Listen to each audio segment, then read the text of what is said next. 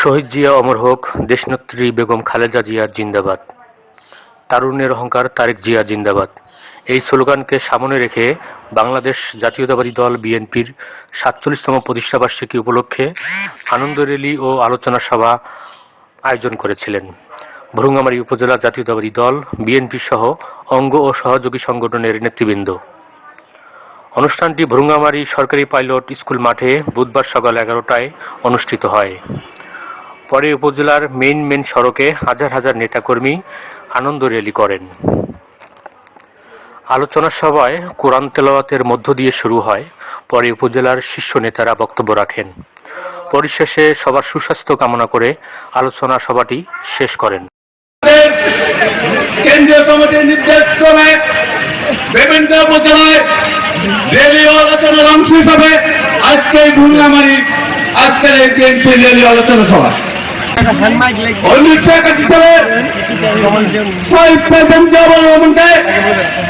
Chittagong circuit হাউসে কিছু বিপদগামী সেনা কর্মকর্তা তাকে ১৯৯০ সালের ৬ ডিসেম্বর স্বৈরাচার বিরোধী আন্দোলনের ছাত্র জনতার বিপ্লবের মূল নায়ক কে ছিলেন দেশনেত্রী বেগম খালেদা জিয়া। তার মাধ্যমে গণতন্ত্র পুনরুদ্ধার হয়।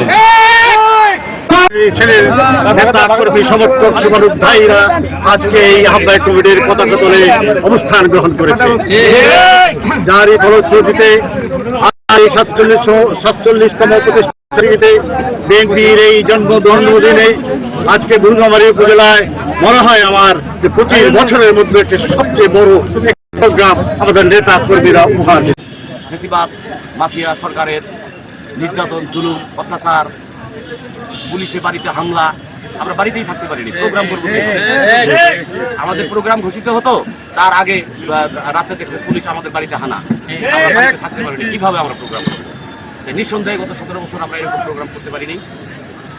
ইনশাল্লাহ আপনারা জানেন গত ৫ই আগস্ট ২০২৪ এই বাংলাদেশ থেকে ছাত্র জনতার আন্দোলনের মাধ্যমে ফ্যাসিবাদ মাফিয়াবাদ দূর হয়েছে এবং সে সুবাদেই আমরা আজ একটি বড় সড় এবং আন্তরিক উপস্থিত আমরা সকলেই এখানে উপস্থিত হয়ে প্রায় আমার এই উপজেলায় আজকে ১০,০০০+ লোক উপস্থিত হয়ে আজকে